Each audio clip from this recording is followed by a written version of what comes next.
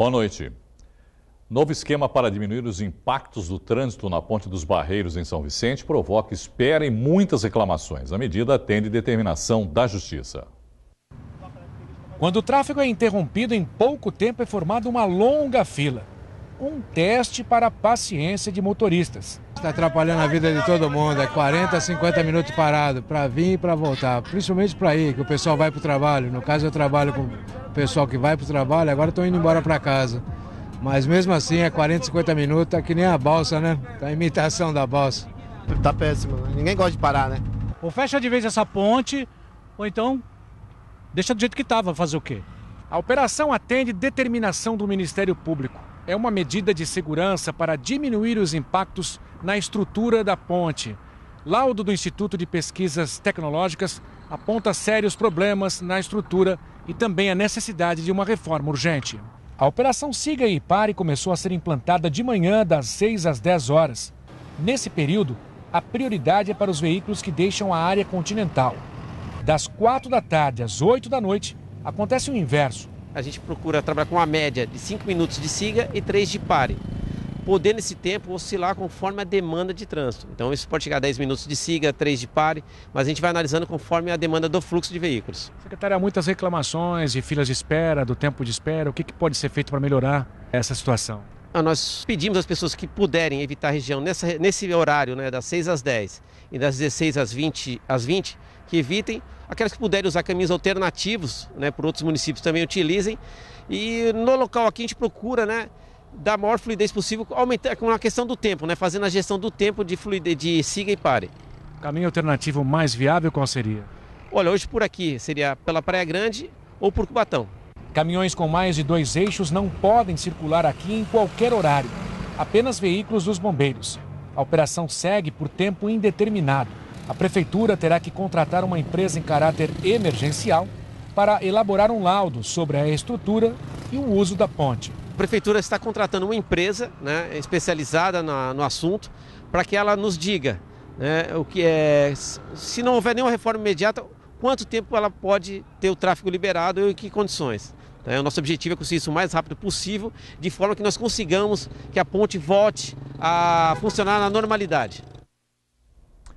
Em Santos, seguem em ritmo acelerado as obras no edifício do Parque Tecnológico da Prefeitura, um investimento de quase 12 milhões de reais. O prédio fica na Rua da Constituição, na Vila Nova. São quase 10 mil metros quadrados de área construída. O empreendimento vai ser um polo de pesquisa e inovação. Aqui vão funcionar incubadoras de empresas, laboratórios. Também vai ter um auditório para eventos. A proposta é ter na cidade um centro de desenvolvimento de novas tecnologias, como explica o chefe do Departamento de Obras Públicas, Ronald Santos. A gente vai ofertar lajes e ambientes de trabalhos voltados para coworks, espaços mais criativos. O prédio oferta também uma área para incentivar o uso de novos modelos de deslocamentos urbanos, mobilidades urbanas, incentivando o uso de bicicleta, utilizando os modais que estarão disponíveis aqui com o advento da nova linha do VLT que vai passar aqui na Rua Constituição. Os operários trabalham em ritmo acelerado. A construção está dentro do cronograma. A gente está falando de um empreendimento de aproximadamente 9 mil metros quadrados de área construída que já está na sua fase final. As fases de edificações, parte de estruturas e alvenaria está 100% concluído. A gente está finalizando os acabamentos internos com revestimentos cerâmicos. Parte de infraestrutura de elétrica, hidráulica, parte de infras do edifício também está praticamente concluído. E agora a gente está andar a andar fazendo os acabamentos internos de pintura e começando as instalações de caixilharia e acabamentos finais do edifício, com a previsão de término ainda no final desse ano. Quinta-feira de muito sol e temperaturas em elevação nas cidades da Baixada Santista. Veja os detalhes na previsão do tempo.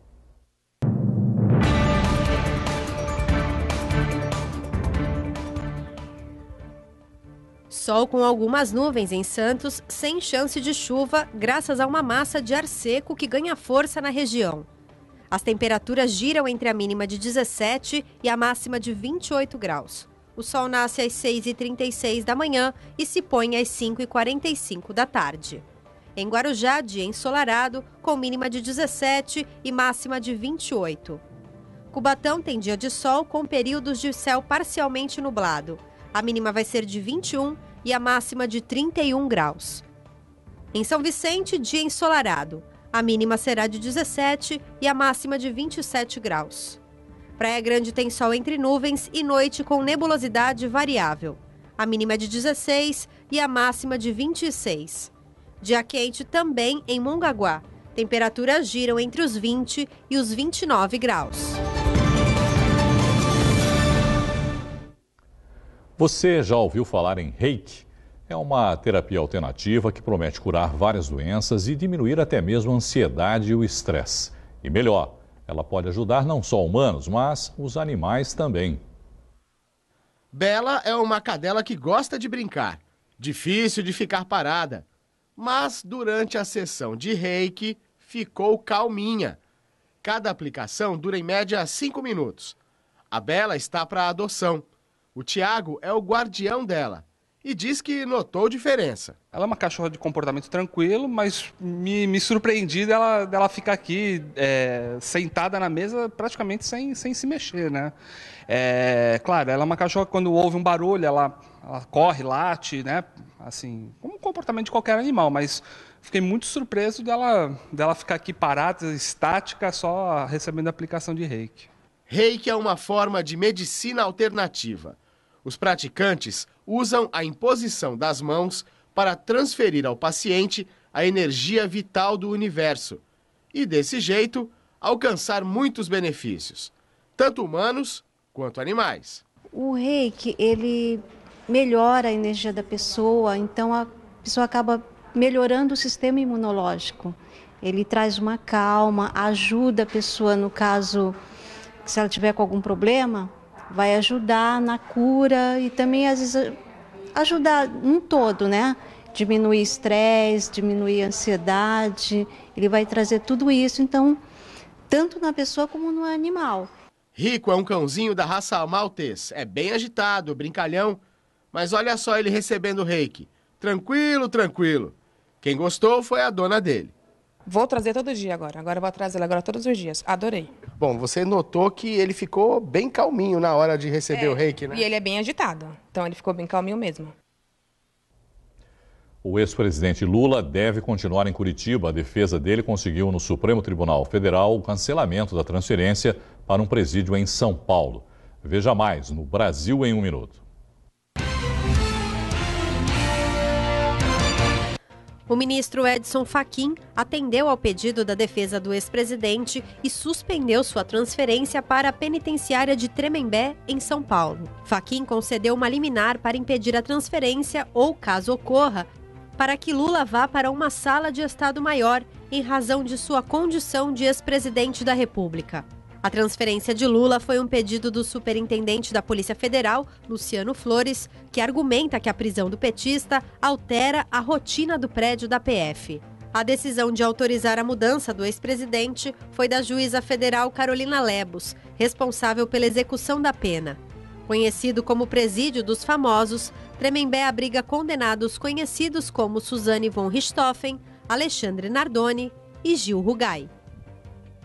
Alana Brites, de 18 anos, filha de Edson Brites, assassino confesso do jogador Daniel Correa, deixou hoje a penitenciária de Piraquara, em Curitiba. Sua defesa conseguiu no Superior Tribunal de Justiça um habeas corpus que garante sua liberdade. Ela estava presa desde 1º de novembro do ano passado por envolvimento no assassinato do jogador e por ocultação de provas. Ela não pode deixar Curitiba, deve comparecer em juízo em intervalos regulares e não pode entrar em contato com outros réus. O jogador Daniel foi morto pelo pai de Alana após ser espancado e ter o pênis arrancado pelo assassino. O Congresso aprovou em segunda votação, nesta madrugada, o texto base da reforma da Previdência. O projeto será agora encaminhado para o Senado, onde deve passar pelo mesmo processo trilhado na Câmara. A expectativa do governo é aprovar o texto e promulgá-lo ainda em setembro. Quarta-feira é dia de análise política com o cientista político, professor universitário Iberê Cirna. Professor, boa noite, obrigado por estar mais... O dia foi movimentado hoje, né? Assunto não falta hoje para a gente aqui, não é? Mas eu queria começar com você falando do caso da situação do presidente Lula, como nós vimos aí, deveria ser transferido, né, para o presídio de Tremembé, em São Paulo, mas no fim da tarde a defesa conseguiu o cancelamento dessa transferência lá no Supremo Tribunal Federal. O que tem por trás dessa movimentação toda, se é que tem alguma coisa atrás disso? Qual é a leitura que se pode fazer sobre isso, Iberê? Bom, na verdade é assim, o Brasil é o país do porém, vejamos, né? Tudo, um decide, o outro recorre. Para que se tenha uma ideia, a defesa do presidente Lula estava com 3 pedidos protocolados. O primeiro pedido era que o Gilmar Mendes, que está com o estudo do habeas corpus da soltura do Lula, recuperasse isso no Supremo. Se não desse certo, que ele fosse para uma série especial. Aí, pelo cargo de ex-presidente, né, de presidente, ele teria o direito a esta cela. Ou que não saísse de Curitiba. Esta coisa, me parece que assim, ele envolve a história do procurador, de vazado, da Manuela que ligou. Isto tudo é um intrincado que ninguém consegue desvendar. A verdade é a seguinte, a verdade é que ainda nós desviamos para a Previdência e o Lula parece que ficou um pouco esquecido. Agora vai voltar essa história. Eu acho que atrás disso está a provocação ao ministro Gilmar Mendes, que traga para o plenário do Supremo a discussão do habeas corpus da soltura do Lula. Porque, a princípio, seria do interesse dele, por exemplo, vir para São Paulo, não é? Porque estaria mais próximo da família, ele sempre viveu lá em São Bernardo do Campo, não é? Embora tenha aquela história, em Curitiba você tem uma pressão, porque é num bairro, né? Se você pensar em Tremembé, que é no meio do mato, sim. Quer dizer, então você desarticula a militância sim. Toda. Nesse sentido, sim. Então eu não sei, lá ele está sozinho, né? Lá ele está numa sala, lá ele tem sol, ele tem exercício. É o ideal? Não. Então, se sair dali para ir para uma cela especial, que é dentro de um complexo militar, seja de qual arma for, ele tem lá todas as prerrogativas de banho de sol, visita íntima. Isso já é previsto na Constituição, já é previsto na execução penal para advogados, para promotores, para juízes e, por que não, para um ex-presidente. Quanto tempo o Lula ainda deve ficar preso? Eu ouvi, por exemplo, comentários de que agora em setembro, por exemplo, ele já poderia ter uma medida, como é que se diz? Poder sair da cadeia e voltar à noite. Né? Sai para trabalhar e volta à noite. Então, mas aí nós temos o julgamento e a decisão do sítio, que não saiu ainda. Nós temos a decisão do terreno do... Não, sim, isso sem contar as outras... É porque toda vez, se você soltar... Os outros processos julgado, que ele responde. Ele volta ao mesmo tempo. Então, é uma incógnita, isso tem todo um cunho político nessa história aí. Ele está com os direitos políticos cassados, Cassado, sim. E deve continuar assim, pelo menos, até quando? Até que ele seja julgado, transitado e julgado, entendeu? E seja inocentado. Aí ele volta. Caso isso aconteça, ele ainda é um nome forte para concorrer às eleições, Iberê? Com certeza. Isso é um fenômeno político, gostem ou não, quem torce, quem não torce, não importa. Mas é um homem que pesa na balança em toda a política nacional. Ele preso decidiu a maioria dos caminhos políticos que tomaram aqui fora. Então, ele sempre, até por um bom tempo, vai ser uma figura política de muita importância. Até porque não surgiu nenhuma outra figura política que tenha a mesma expressão e a mesma capacidade de articulação política que ele, né, Iberê? Não tem, ele é um fenômeno político, gostem ou não. Bom, mudando um pouquinho de assunto, a Câmara aprovou na madrugada o texto base da reforma da Previdência com alguns poucos votos a menos, né? 379 né, na primeira e agora 370. É um número expressivo ainda de qualquer maneira, né? Então, já foi aprovado o texto base, vota agora os chamados destaques. São 8 destaques, né, porque esses destaques podem alterar de alguma maneira o texto, por isso que eles são votados em separado, não é, Iberê? Então, a votação dos destaques, ele deve concluir ainda hoje, porque... A intenção do Rodrigo Maia é essa. Rodrigo Maia é terminar isso. É lógico que tem alguma discussão muito violenta ainda em alguns pontos da reforma. Então, que eles fatiaram e aprovaram o texto básico. Agora vai para o Senado. O Senado, eles têm lá uma maioria também, né? O próprio governo argumenta que tem a maioria, está contando com os governadores, né? O apoio dos governadores, para que seja aprovado sem alteração. Porque, Irineu, se for alterado... Volta à Câmara e começa o processo tudo de novo. Então, me parece que o Senado é um pouco mais garantido para o governo. Tanto é que eles querem colocar a inclusão de estados e municípios uma PEC paralela, né? Para não entrar nessa PEC Exatamente. Da reforma da Previdência, porque senão isso alteraria o texto e aí começa tudo de novo. Então, né, essa aí é a proposta. Por que eles estão chamando de texto básico? O texto básico é aquilo que não pode mexer, que não pode alterar. Que foi aprovado em primeiro turno, né? Está lá já. Agora, se você imaginar que lá no Senado, ele diga, não, mas nós vamos colocar aqui, se vai colocar, começa a estacar zero de novo e nós continuamos sem uma solução para a Previdência no Brasil. Você acha que existe a possibilidade de se incluir, mesmo que seja numa PEC paralela, aí, alternativa, estados e municípios também na reforma da Previdência? Com certeza. Eu acho que estados e municípios estão à beira da morte, né? Então, de alguma forma, não é agora. Mas eles não querem admitir isso também, né, Iberê? Porque não querem o desgaste político, mas vão deixar ir para o fundo do poço? Mas essa é a preocupação da política nacional. Ninguém está muito preocupado com o resultado da Previdência em valores de 1 trilhão, 800 bilhões. Estão lá falando em número. Na área política, eles estão preocupados em não se desgastar. Não é o momento agora da gente pôr a cara. Por que não é o momento? Porque nós estamos sucessivamente, a cada 2 anos, em eleição. E eles priorizam a sobrevida dele dentro da política. O resto resolve em algum dia, alguma hora. Só para ter uma ideia, a história da Previdência já vem desde quando? Ninguém quis meter a mão nesse salseiro aí. Dizer assim, vamos... Não. Lá, Fernando Henrique, Lula, Dilma, é muito bom, mas nem a reforminha do Temer conseguiu vazar, né? Vamos empurrando que alguém vai ter que mexer nisso. Aí eu pergunto, todos os analistas dizem, nós temos que ter uma reforma. Agora, se vai agradar a todos, ninguém sabe. Passados aí os trâmites, inclusive no Senado, e sendo aprovada a reforma, ela entra em vigor imediatamente? Algumas ações andam. Aqueles que têm direito adquirido, né, que estão pré-aposentadoria, isso vai ser uma discussão jurídica fantástica. O que nós temos é assim, todo mundo discute a Previdência, eu sou contra, eu sou a favor, mas entender as propostas e o que afeta são alguns técnicos. Esses técnicos estão tendo assim, uma voz muito miúda, deveria ser maior, para que a população entendesse e tomasse um partido. Na verdade, existem assim, benefícios de um lado, né? Você tem análises aí, rapidamente até para você entender. Alguns economistas defendem que quando você faz por tempo de serviço, você favorece quem tem dinheiro.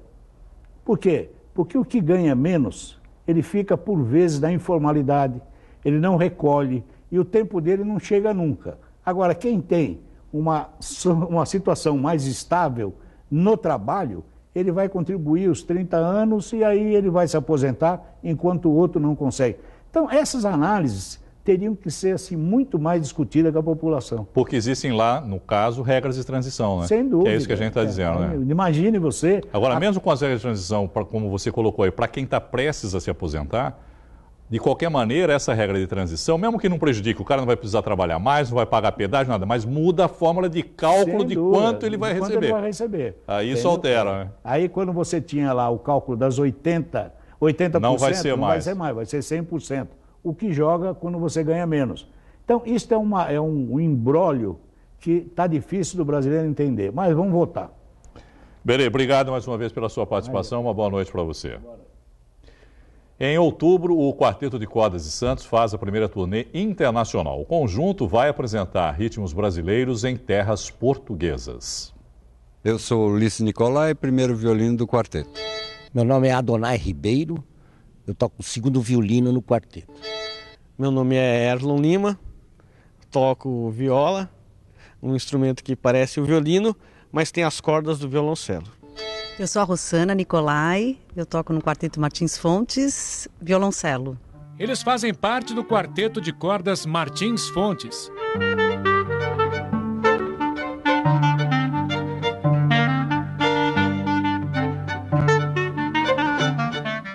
Em certas apresentações, o quarteto vira um quinteto. Novos sons com o clarinetista e percussionista João Francisco Correia.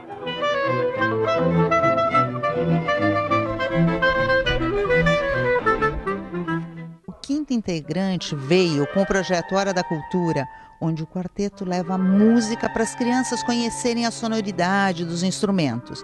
Aí a gente sentiu falta de alguma coisa para levar mais informação para as crianças.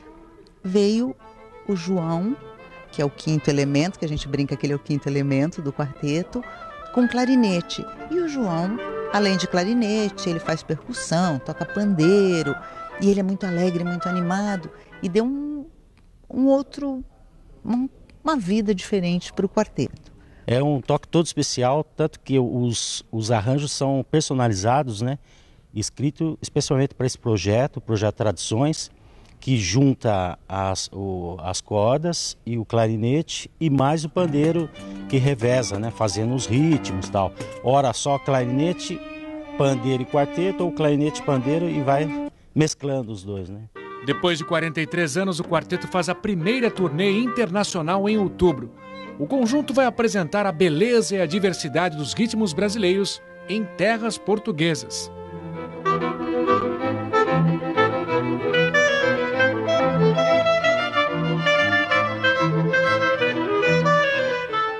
A gente tem Garota de Ipanema, a gente tem Corta-Jaca, Feira de Mangaio, temos Vassourinha, são vários ritmos, né? E o Fado Tropical, que é uma homenagem aos portugueses, é uma música do Chico Buarque, que ganhou agora o Prêmio Camões. Então a gente vai levar como homenagem, porque quando eles conheceram esse projeto, porque uma pessoa em Portugal levou um vídeo com eles tocando, eles ficaram encantados e disseram, o slogan que a gente está usando, que a raiz precisa conhecer os seus ramos.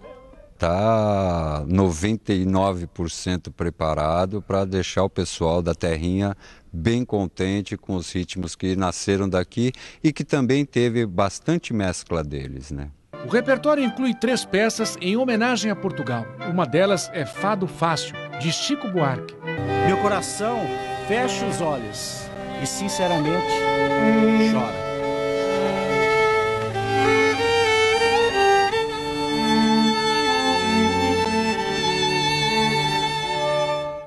O Quarteto de Cordas da Secretaria de Cultura programou várias atividades para arrecadar dinheiro para a viagem. Dia 15, às 8h30 da noite, tem concerto especial no Teatro Coliseu. Uma prévia do que vem por aí em palcos portugueses.